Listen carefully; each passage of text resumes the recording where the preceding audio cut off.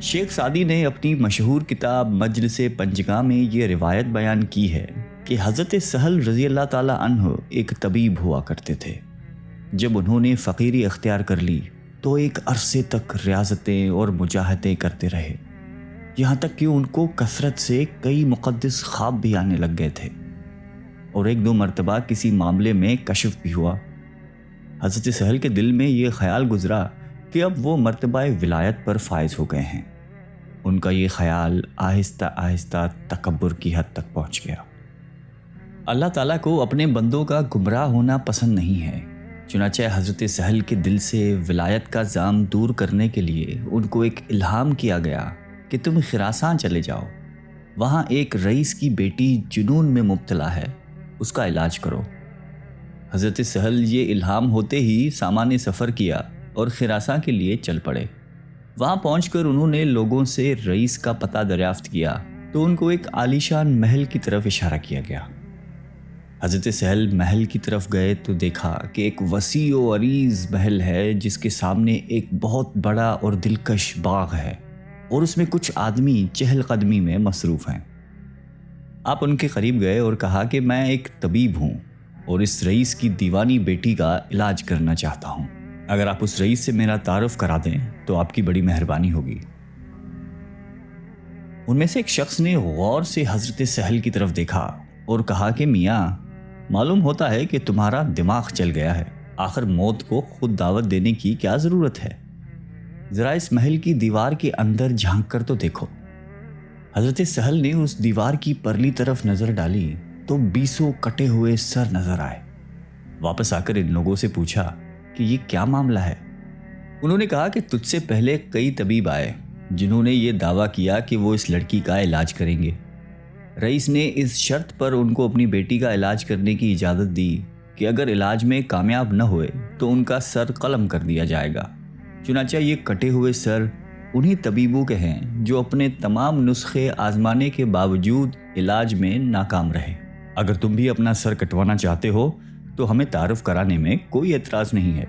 حضرت سہل نے کہا کہ مجھے سب کچھ منظور ہے، بس اس رئیس کے پاس مجھے لے کر چلیے۔ چنانچہ وہ لوگ حضرت سہل کو محل کے اندر لے گئے اور رئیس سے ان کا تعارف کرایا۔ رئیس اس وقت چند آدمیوں کے ساتھ گفتگو کر رہا تھا، اس لیے اس نے حضرت سہل کو اشارہ کیا کہ بیٹھ جائے۔ جب وہ آدمی چلے گئے تو رئیس نے حضرت سہل سے پوچھا کہ آپ یہاں کس مقصد کے لیے آئے ہیں؟ اس کے جواب میں حضرت سہل نے کہا کہ میں نے سنا ہے کہ تمہاری ایک لڑکی ہے جو جنون کے مرض میں مبتلا ہے، میں اس کے علاج کے لیے آیا ہوں۔ رئیس نے کہا کہ پہلے میرے محل کی دیوار کے اندر تو نگاہ ڈالو۔ اس پر حضرت سہل نے کہا کہ میں سب کچھ دیکھ چکا ہوں۔ رئیس ان کا جواب سن کر بہت حیران ہوا اور سمجھا کہ یہ کوئی بڑا بلند پا طبیب ہے جو پہلے طبیبوں کا حشر دیکھ کر بھی علاج پر تلا ہوا ہے۔ چنانچہ اس نے زنان خانے میں پیغام بھیجا کہ شہزادی کو تیار کرے، ایک طبیب انہیں دیکھنے آیا ہے۔ تھوڑی دیر کے بعد اندر سے آواز آئی کہ لڑکی طبیب سے ملنے کے لیے تیار ہے۔ رئیس نے حضرت سہل کو اپنے ساتھ لیا اور زنان خانے میں داخل ہو گئے۔ جب دونوں لڑکی کے کمرے کے قریب پہنچے تو لڑکی نے کنیز کو آواز دی اور کہا کہ میرا نقاب لاؤ تاکہ میں پردہ کر لوں۔ رئیس کو بڑی حیرت ہوئی، اس سے پہلے کتنے طبیب آئے لیکن لڑکی نے کسی سے پردہ نہیں کیا۔ اس طبیب میں معلوم نہیں کیا بات ہے کہ لڑکی نقاب کی ضرورت محسوس کر رہی ہے۔ وہ اپنے خیالات کا اظہار کیے بغیر نہ رہ سکا اور لڑکی کے سامنے ان کو اظہار کر ہی دیا۔ لڑکی نے جواب دیا کہ وہ مرد نہیں تھے، مرد یہ ہے جو اب آیا ہے۔ رئیس لڑکی کا جواب سن کر سٹ پٹا گیا، اس کے سمجھ میں کچھ بھی نہیں آیا۔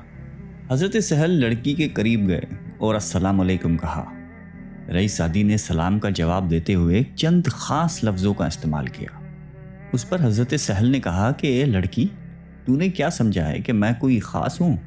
اس پر رئیس سعدی نے جواب دیا کہ جس نے تم کو یہاں بھیجا ہے اس نے مجھ کو بھی آگاہ کر دیا ہے، تمہیں اللہ نے ایسی نعمت سے نوازا ہے جس سے روح کو تسکین ملتی ہے، اسی وجہ سے میں خجالت محسوس کر رہی ہوں۔ رئیس یہ گفتگو سن کر حیران ہی رہ گیا اور خاموشی کے ساتھ یہ دیکھنے لگا کہ اب کیا ہوتا ہے۔ ادھر حضرت سہل سمجھ گئے کہ لڑکی کو جنون نہیں بلکہ کچھ اور شے ہے۔ انہوں نے قرآن حکیم کی ایک آیت پڑھی کہ شاید اس میں سے علاج ہو اور لڑکی کو سکون میسر ہو جائے۔ رئیس زادی نے جو ہی یہ آیت سنی غش کھا کر گر پڑی۔ تھوڑی دیر کے بعد جب ہوش میں آئی تو حضرت سہل نے کہا کہ تجھے میں سرزمین اسلام میں لے جاؤں۔ رئیس زادی نے کہا کہ سرزمین اسلام میں کیا شے ہے جو یہاں نہیں ہے؟ حضرت سہل نے کہا کہ کعبہ معظم۔ رئیس زادی نے کہا کہ نادان، اگر تو کعبے کو دیکھے تو اسے پہچان لے گا؟ حضرت سہل نے کہا کہ ہاں ضرور۔ رئیس زادی نے کہا کہ میرے سر کے اوپر نگاہ کرو۔ حضرت سہل نے نظر اوپر اٹھائی تو ایک عجیب منظر دکھائی دیا۔ ان کی نظر کے سامنے کعبۃ اللہ موجود تھا جو لڑکی کے سر کے گرد طواف کرتا ہوا معلوم ہوتا تھا۔ حضرت سہل یہ نظارہ دیکھ کر حیران رہ گئے اور پھر بے ہوش ہو کر گر پڑے۔ تھوڑی دیر کے بعد ہوش میں آئے تو رئیس زادی سے پوچھا کہ تو نے یہ مرتبہ کیسے حاصل کیا؟ رئیس زادی نے کہا کہ نادان، تجھے معلوم ہونا چاہیے کہ جو شخص اپنے پاؤں کے ساتھ کعبہ جاتا ہے وہ کعبے کا طواف کرتا ہے، اور جو اپنے دل کے ساتھ کعبہ جاتا ہے کعبہ اس کا طواف کرتا ہے۔ اور تجھے یہ بھی جان لینا چاہیے کہ تو ابھی خدا سے ایک قدم دور ہے۔ اگر تمہاری خواہش ہو تو میں تمہارے لیے اس راز کو فاش کر دیتی ہوں۔ جلدی بتاؤ، جاننا چاہتے ہو یا نہیں؟ حضرت سہل نے کہا کہ میری جان تم پر قربان ہو، جلدی کرو ورنہ میں دیوانہ ہو جاؤں گا۔ رئیس زادی نے کہا کہ من عرف نفسہ فقد عرف ربہ، جس نے اپنے نفس کو جان لیا اس نے اپنے رب کو پہچان لیا۔ رئیس زادی کا یہ جواب سن کر حضرت سہل کے سارے حجابات دور ہو گئے اور انہیں معلوم ہو گیا کہ اس دنیا میں اللہ کے ایسے بندے ہیں جو ان سے کہیں بلند مرتبے پہ فائز ہیں۔ چنانچہ ان کے دل سے اپنی ولایت اور بڑائی کا خیال یکسر جاتا رہا۔ اس طرح اللہ تعالیٰ نے اس واقعے کے ذریعے ان کو تنبیہ کر کے گمراہ ہونے سے بچا لیا۔ آئیے ہم سب بھی اللہ تعالیٰ سے دعا کرتے ہیں کہ اللہ تعالیٰ ہم سب کو قلب سلیم عطا فرمائے اور قرآن اور حدیث پہ چلنے کی توفیق عطا فرمائے۔ آمین۔